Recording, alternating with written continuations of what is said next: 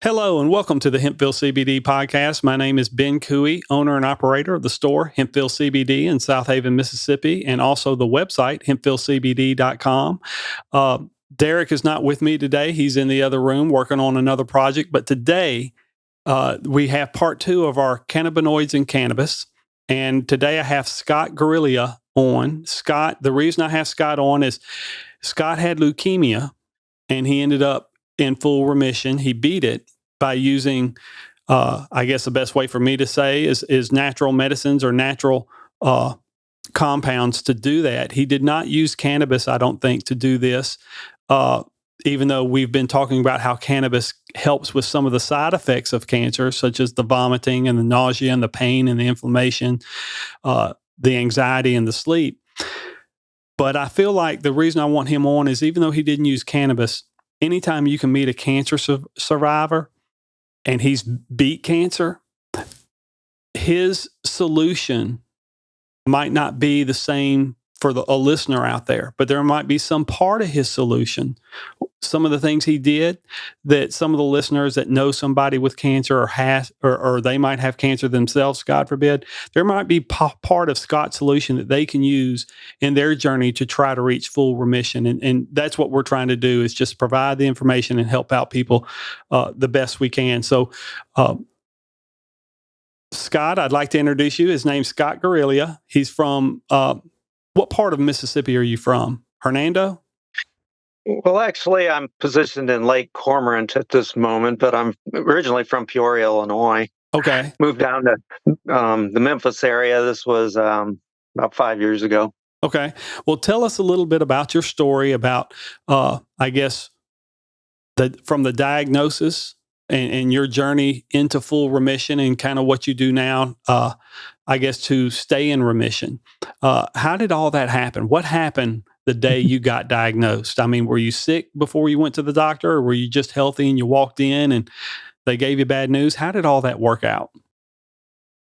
Actually, I was in a terrible state of affairs. Oh, God. I went to the doctor because I had avoided doctors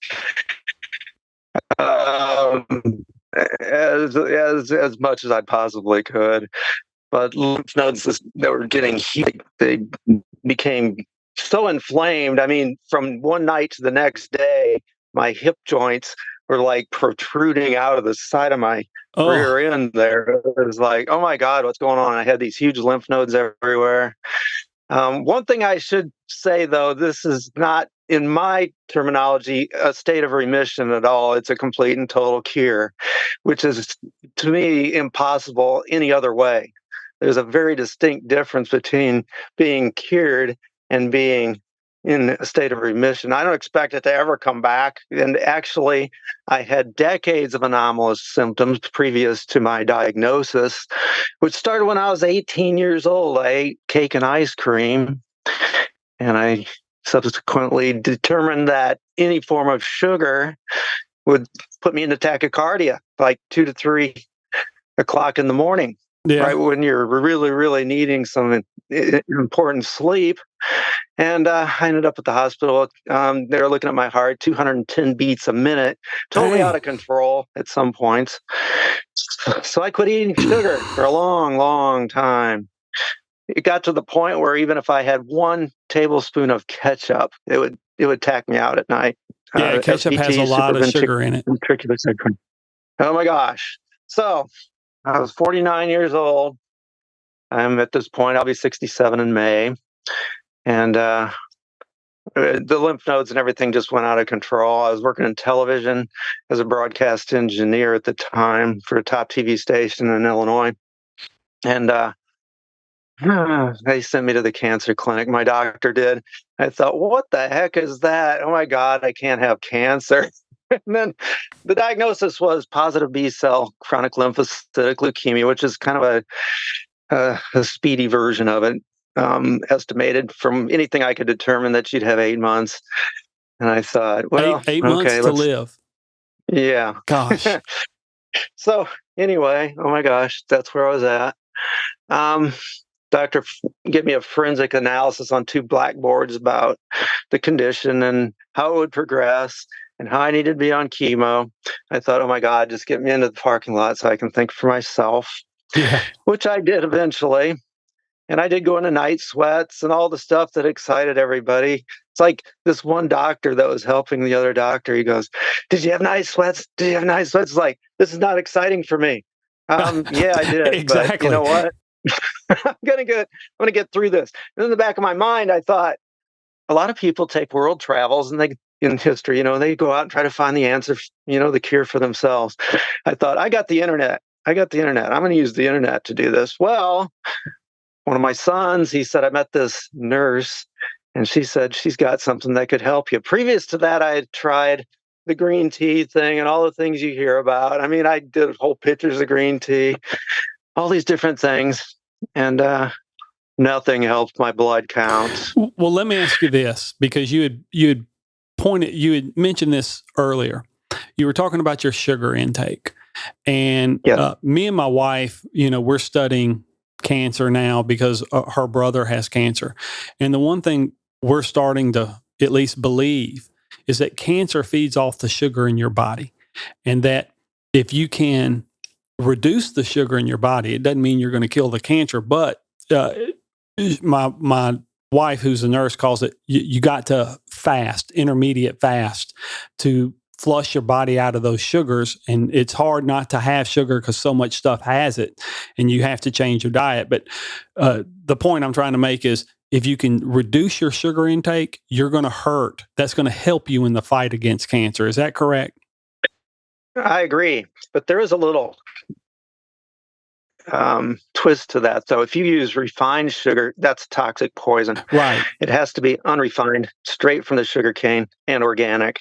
Everything I do ever since has been totally organic. I don't consider anything that is toxic or has any toxic component. Those are stressors that just keep adding up in your body. One of the ways to get rid of cancer is to eliminate every single stressor you can possibly do, whether that's chemical, emotional, or radiological, like with exposure to EMF fields, for example, like 60 cycles from your outlets, anything that's going to propagate a field like that, or your 2.4 gig of, that your That's the other phones are working on, the 5 gig and all this stuff. You touched on was, yeah, that increases cellular permeability. One, the technology we use does not help. It's bringing radioactivity to us. But the other thing is, exactly. you were talking about diet, not just the sugar, but you had to get a lot of these chemicals out of your body. And that's what me and my wife talk about all the time, is we're knowing people who've been perfectly healthy their whole lives and they end up with cancer. And what we're starting to, I don't want to say figure out, but what we're starting to think or believe is, when you go to the grocery store and you shop for food, most of your food, almost everything in that grocery store, has some type of, especially the what do you call it? I'm at a loss for words now. The pre-packed stuff, the preservatives, all the preservatives in the food. That she has a little scanner on her phone. I forgot. It's an app that she has. She can scan any barcode of any food that's been approved by the FDA, and it's going to tell her how many cancer carcinogens are in that food. And I mean, she'll pull up some that have 4 to 5 of them. And of course, the FDA says, well, you ask yourself, why is this in the food? Because the FDA says it's in such a low dose, it's not going to hurt you. And that might be true. But if everything you're buying has that in it, you're no longer taking a low dose, because everything that you're eating, from snacks to breakfast, lunch, and dinner, has these carcinogens in them. And after 10, 20 years, depending on your body makeup, those carcinogens are just building up into your system. And then eventually you go to the doctor and you get cancer. Now, that might be a simple way of looking at it, and there are other factors that go into it. But I definitely think the diet is a huge part of it in getting it, and that diet is a huge part of it in getting rid of it. The thing is, you got to change that diet drastically. Is that absolutely? There's synergy on either end of the equation. And when you have all these stressors building, there's synergistic reactions within them, and they keep accumulating, just as you described. But you can do that on the other end with healthy alternatives. Those things, I call it the molecular signature of our creators, encoded in the molecular structure of plants that come from nature. Now, when they make a drug, they'll extract a few units from, let's say, a 900 unit molecular chain to make a drug with a targeted effect. But you don't have the checks and balances that nature provided originally to make that compatible with our physiology.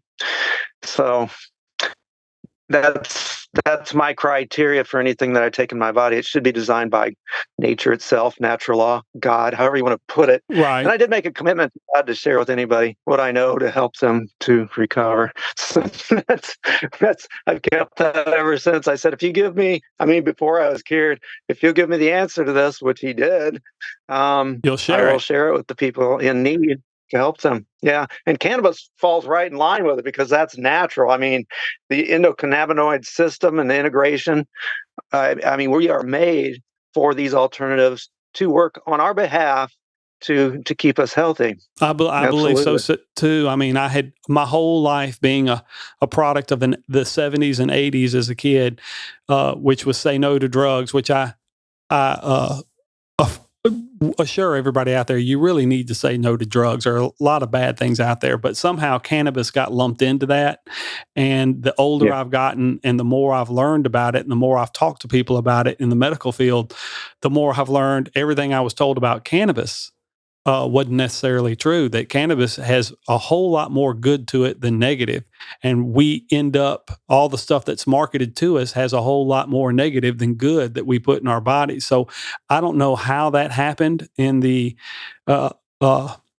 past. I know a lot of laws were changed and a lot of big money was passed around to get those laws made to push cannabis out or give it a black mark, but it's clearly not the devastating drug that we were told for the last 40 years, that this thing actually has medical value. And the FDA now has acknowledged that. And even the president said in his speech the other night, the address to the union, that cannabis has medical value and he wanted to lower, I think, the criminal rate, the people that were in jail for selling cannabis, as long as it was a nonviolent crime. And he wanted to free up the Section 1 scheduling of the drug to a Section 3, which means it has medical value and a low abuse rate. All those things are moving in our favor, and it's also legitimizing what we're saying, that this does have medical value. It's not the devil's weed just to get high and have a good time. This thing does help save people's lives. Absolutely. I've got so many friends that have had great results from cannabis. It's almost universal. That did not exist as an option for me, because 18 years ago it was so illegal. It was like, oh my God. But I don't consider it a drug whatsoever. The last thing you want to do when you have cancer is end up in prison and having to go to a prison hospital, because if you're going to a prison hospital, and I'm not talking bad about those doctors and nurses who do it, but it's not the care that you're going to need to beat such a devastating disease. So how did you change your lifestyle and how did you beat cancer? What did you do when you walked out of that doctor's office in changing your life? First, I had to evaluate every stressor on my body. It is all related to stress, whether that's chemical, viral, fungal, bacterial, all of it. Emotional. Stress could change the compound or chemical makeup of some of those cells that are natural cells, but then turn into cancer cells. I get what you're saying. Absolutely. It's really a threshold breach that causes cancer. So the first thing I do, which nobody would ever even ask you at the clinics, is what caused that cancer? Then I could approach a cure. Right. But the first thing I tell people to do is look at your foundation of life. What is the quality of your water and air? Yep. I have distilled my water ever since until moving out on land. Now I use clear well water without chlorine or fluoride and any of that stuff. But I was put in touch with a nurse. She said we could cure this in 3 months. I said, what? Well, that's a bold statement. She put me in touch with a gal that had breast cancer. They spread it to her uterus and her brain and gave up on her. She cured herself, and I got in a conference call with her. She changed my life. Hold it, time out. You said she told me exactly how to do it. This woman had breast cancer that had spread to her brain, and She ended up in uterus through an in operation. uterus, and she ended up beating that like in a couple of months. I mean, that sounds like a death sentence. Yeah. That's amazing. Oh yeah. So oh my you met. God. So you met up with her. But she had, over the phone. She advised me for an hour, and it in this day and age, you can be. And I look at these millionaire people, these superstars and all this stuff, and they die of these cancers over and over and over. It's who you know. It's not how much money you got. I can tell you that much. That's right. But this gal, she shared with me what she did. And the basics of it, first of all, you got to go organic. First thing she said, I'll never forget this. She says, "Do you use microwave?" I said, "None last year," because I found out what it does. It destroys the molecular structure of the food. Correct. She said, "Well, thank goodness for that." She said, "I wouldn't even talk to you if you still used a microwave." Okay, so we got that. The reason I got cancer is because I was exposed through a previous job in engineering that I had that exposed me to very toxic like perchloroethylene, ethyl acetate, acetone, all these different chemical solvents and things.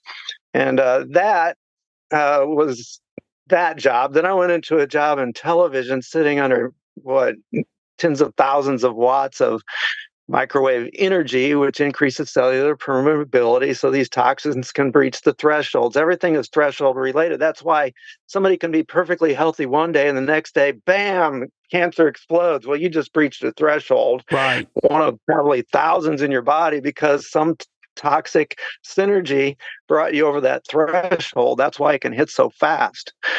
So this gal says, I got to say, the things that people don't know start with, well, I used essential oils, and I can't name the brand because then you're making a claim. These guys that's fine. That self-entitled mentality, they feel like we're going to just keep all this corralled and make sure nobody knows about it. Anyway, these essential oils that I used were shown in vitro in scientific assays to kill cancer. But you got to know exactly what to look for to find this stuff because it's just enmeshed in thousands and thousands of studies, and nobody's ever going to bring them out unless you know what to look for. Right. So, and we've talked about that too. That a lot of these medical studies, the bad stuff always hits the news, and you hear about that. But all the good stuff with cannabis or any of these things, they're in the medical studies, but they don't promote the medical studies. They put it out there, but don't tell you about it, and you got to go look for it. That's exactly right. Exactly true. So anyway, I had two types of oils. Well, frankincense is a DNA resetting oil. As we look at it, now I'm not making any claim or anything like that. This is just for people to do their own investigation and to study it for themselves, and everybody's different, and you know how that goes. So I'm not telling anybody what to do. I'm just telling you what I did. You're giving them a pathway to possibly walk down. Exactly. Okay. Exactly. This is the way I look at it, and it worked for me. That's all I can say. Right. So I was told frankincense will reset an aspect of the DNA. It's extremely complex science. I didn't understand any of it except for the conclusion that this will have an effect to reset the DNA. So that's kind of like the wild card in the equation of what I did. Then I would line up oils proven in vitro to kill cancer. I called those the killer oils. But there was a hypothetical, theoretical idea that cancer could be adaptogenic. So we wanted oils to be rotated. Every 3 days, I would take one oil and rotate it to another. Now, you got to realize essential oils are one of the most potent and purest extracts of plants on the planet, and there's over 100 of them to choose from. Oh yeah. That's my medicine cabinet, and is my essential oil lineup. So I would rotate those out in conjunction with frankincense, but there's another aspect to this, which was just kick butt. Okay. I met only in 18 years, I've only met 2 people that I've talked to that have personally cured themselves of cancer naturally. And then there was one gal that cured her son or helped him, who was just a child with type 1 diabetes. And boy, was she was like freaking out just to talk to me about it because everybody knows they can come after you, and she did not want to be in the limelight. I had a book signing because I wrote a book back in 2011 called Remission Through Divine Order, RE-mission, like remissioning your life. First, you have to unwire your thinking because everybody's pattern, of course, the way TV educates us. Right. I haven't even watched TV since I quit TV. But we were rotating those oils, but there's another part of that equation, and that has to do with enzymes called pancreatic enzyme, which is called chymotrypsin alpha. If taken on an empty stomach, it will work on the protein shell that surrounds the cancer cell that keeps your immune system from seeing it or engaging. It's almost like these cancer cells are invisible to your immune system. It's very peculiar. But if you take that on an empty stomach, it's going to work on the blood instead of the food. It's going to strip that shell off of it. I got fiery hot for like 3.5 weeks, like I had a fever. And it was so welcome because in the process of me actually dying from the leukemia, because it got to be so intense, Right. I just felt colder and colder, and I felt like I needed to throw up through my heart. I'd lost like 30 pounds. Well, that's a lot for a guy that weighs 50 pounds. Right. And I felt like my spirit was coming out of my body intermittently. I was tacking out constantly. I couldn't sleep. It was just absolute pain because every joint in my body was swelled up. And when I did the oils the first time and I knew this was going to happen, it was like, I've got to have a military grade resolve with this thing. And I express love for every organ of my body for sustaining my life, thanking God and gratitude for even the pain to remember that I was still alive.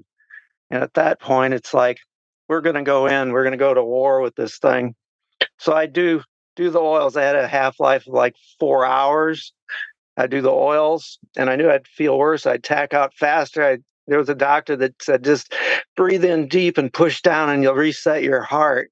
So that's what I did to try to contain it through those 4 hours, and then it would start to back off. But then I thought, just maybe I feel a little better this time after coming out of it than I did before I went into that cycle. And I did it again. And I learned that this would stair-step me slowly. So it'd take me down a little bit, but I'd come up a little higher than I was in the first place, stair-stepping out of the condition. Within 3 months, my blood chemistry was normal. Took little over a year to get my weight and energy back. And then I started working out again. I'm in the best shape now that I've ever been in my whole life. It sounds like a little bit like working out, meaning like my daughter took me to work out at the beginning of the year. And the first week of January, I felt like crap because my body was sore as could be from the workout. But over time, I could feel myself get stronger and better. And it kind of sounds like that's kind of the same way with these essential oils. You were taking them, but you knew at first taking it was going to shock your body and you were probably going to go down a little bit further and feel worse. But if you were consistent with it and disciplined with it, your body's going to get used to it. And then all of a sudden the changes are going to happen and you start getting a little bit stronger and a little bit better each and every day. Is that kind of how it goes? Absolutely. 100% correct. And you know what else is wild? No matter how bad I felt, which was a living hell, during the day, my heart didn't tack out as much as it did at night. I mean, transient here and there. And sure, I lost weight. I felt weak. I was sick all the time. I still went to work. I never missed any work. Through That's all unbelievable. that, I persisted. But I also rode a bicycle. I got an e-bike, and that I knew if I started losing my energy, the e-bike would compensate. I rode that thing from -2 degrees to over 100 degrees. I didn't care what it took because I knew that was going to be part of that equation to recover. That exercise and that oxygen in your blood is essential.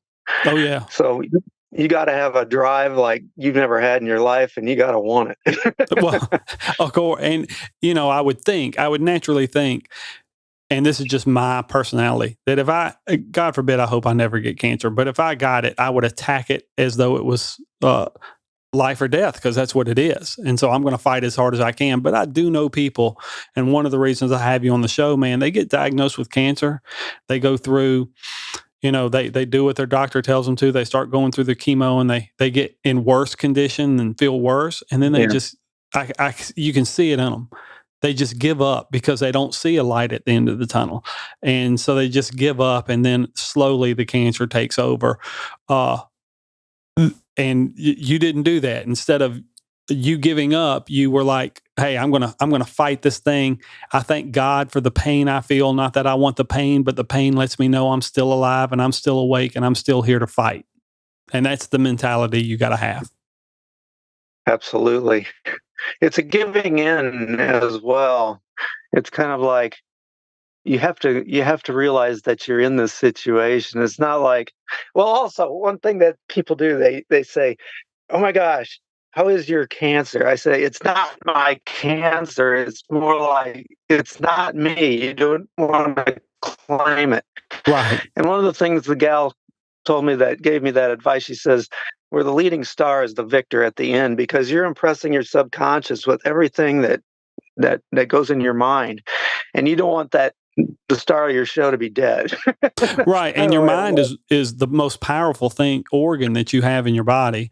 And if you're thinking, we used to do this in sports. The coach would tell us, picture yourself scoring the basket or scoring the touchdown or shooting with the guy on all over you, but you still make it.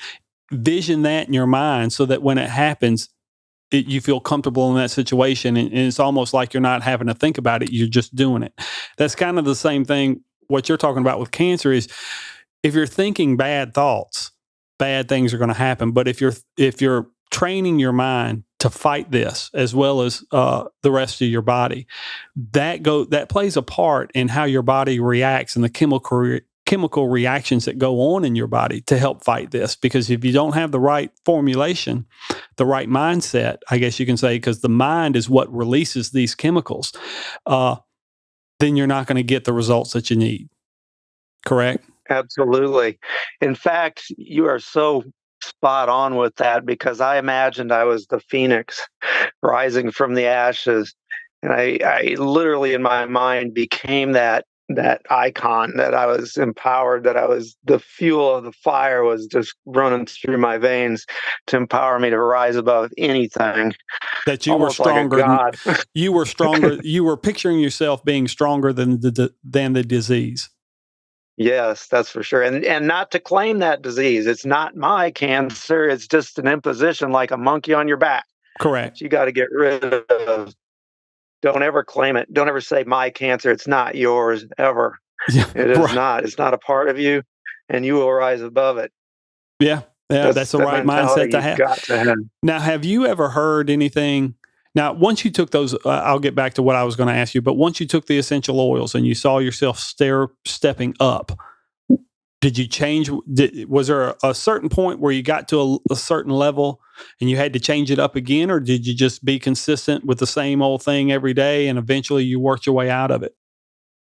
Well, eventually I worked my way out of it, but it is a progressive thing. Even to this day, I'm continually and progressively testing vitamins and mushrooms, and things for cognitive enhancement, everything that enhances activity. Redox signaling has come into play, which didn't even exist back then, which I'm intrigued with for genetic expression. And then I got into quantum state, which I'm trying to introduce this. I created a device which is resonant to your DNA through quantum state that's being researched by a doctor in Illinois. And I'm trying to get this out to other people. They think it might actually help with some of the problems with COVID. Now, But that is have, kind of off to the side. have you ever heard anything? I talked to one of my customers who also had a mother who survived cancer, but his story was a little bit different. He emphasized apricot seeds.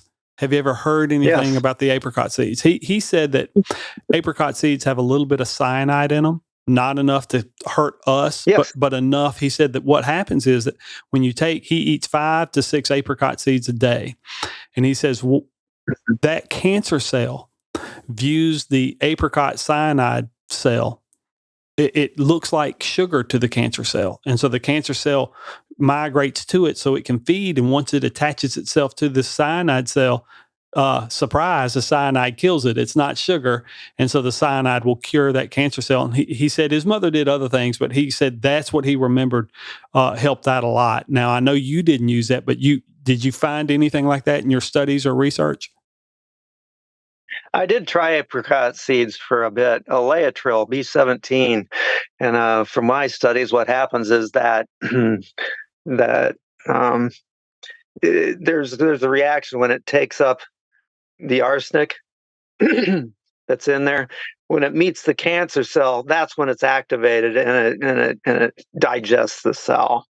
But I had a reaction to that. I don't even remember what it was, but I couldn't do it. It made me sick, and I couldn't get through it. I couldn't use it. Okay. But I have great respect and honor the people that have and had good results with it. But then again, everybody's different, you know. Yeah, So and you know, his mother had a different type of cancer. She didn't have leukemia. She had cancer of the something in her foot that grew up her leg and was spreading to the lymph nodes. So different forms of cancer, I'm sure, are going to take different. You might be use some of the things that you did, like essential oils, but different forms of cancer, you might have to use a different formulation of what you're doing. But it all plays a role. Now, once you got in, you had said this earlier. You said you're not in full remission, you're cured. And so clearly there's a big difference. I always thought that if you had cancer and you were in, let's say, full remission, you were always worried that it was going to come back, because everybody I've ever known with cancer, they would go back to the doctor, and the biggest question that would be posed to them once they came back from the doctor was, is it still in remission, or did it come back? Did it come back? And so I always thought you would live kind of in a little fear of, I had it, I beat it, but once you get it, you could always get it again. And so there's always that fear of it coming back.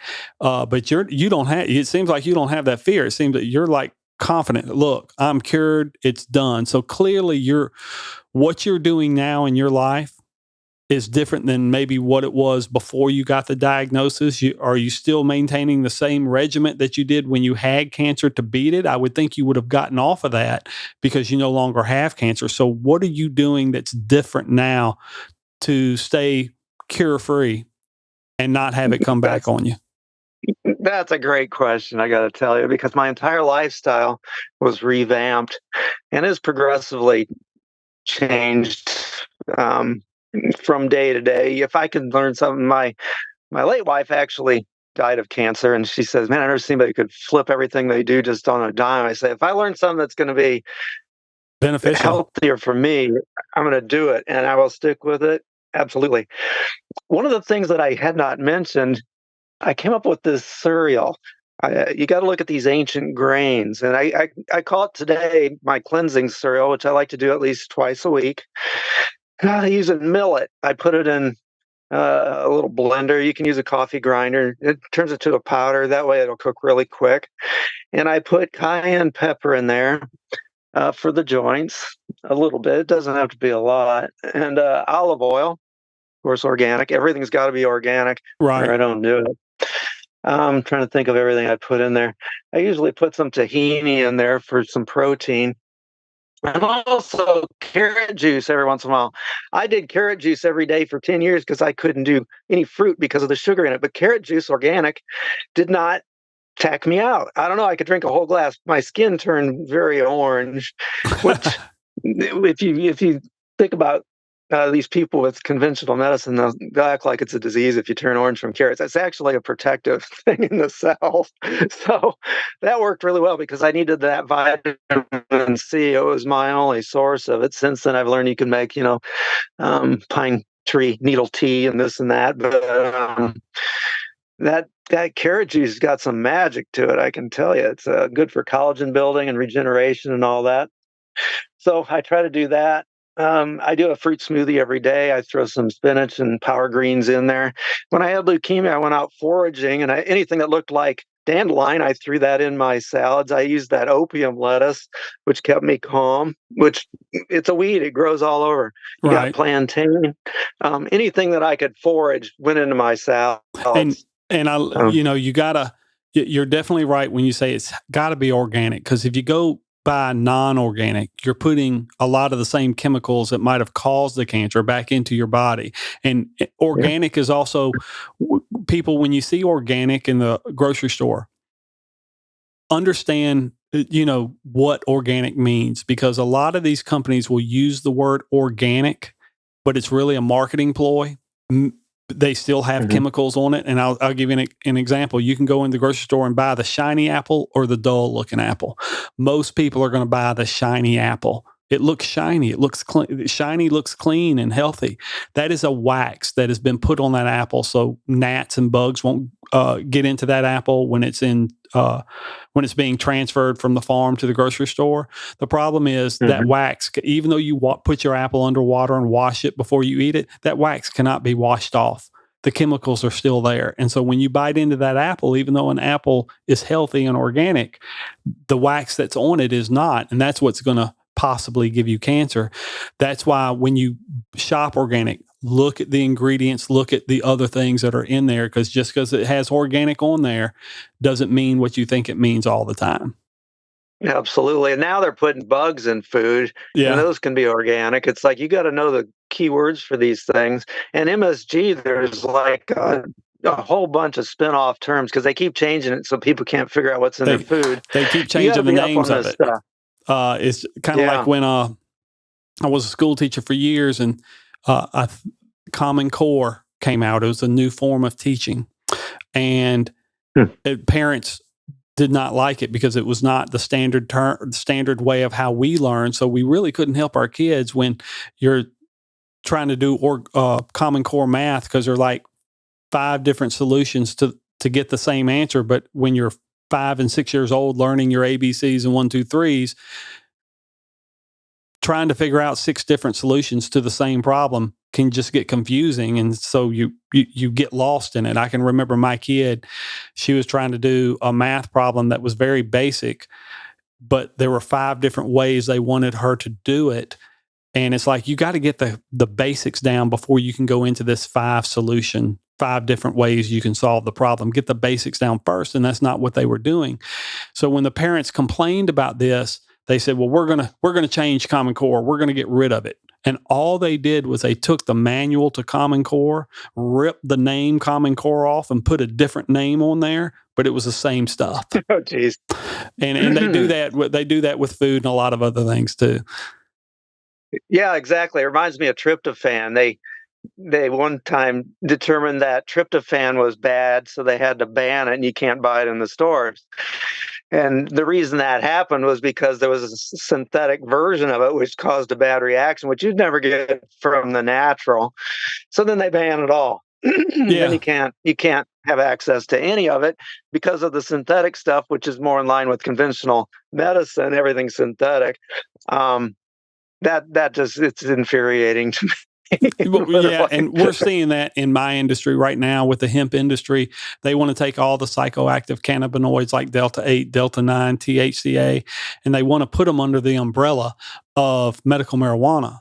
And they say the reason for this is they want to get, and I'm all for this as far as, they say the reason for this is they want to put up some guide rails to get all the bad products out of the gas stations and the tobacco shops, vape shops, where the products are subpar and the people, the owners don't vet the companies correctly. And so that's how you get bad product on the shelf that hurts people. I'm all for getting rid of that, but I'm not all for putting the hemp industry under the medical marijuana industry. 1, it'll put me out of business. 2, it'll push our customers to the streets. And what I mean by that is a lot of our customers come in because they don't want the medical marijuana card. They don't want the lack of privacy. They don't want the lack of gun ownership. They don't like all the stipulations that come with that card.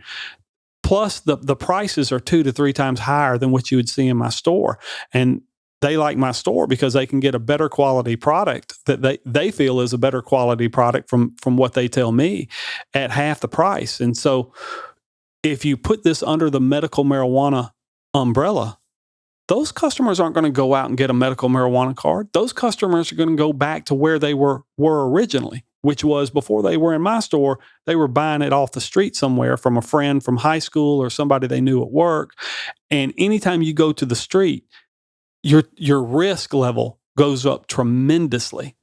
And so, we're trying to prevent that from happening because the state of Mississippi is doing this, not it's not federal, it's just our individual states. So hopefully that won't happen. Hopefully they'll put up guardrails to just protect people, but not wipe out a whole industry.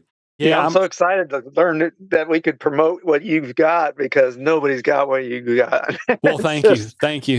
I mean, you're the true master of diligence when it comes to CBD. Well, thanks. We try to be, and we hope that's part of our success too. Is most people aren't diligent, and I appreciate you coming. And I hope, and I truly believe, there's some things that you've said that people are listening, that it's going to help them along the way.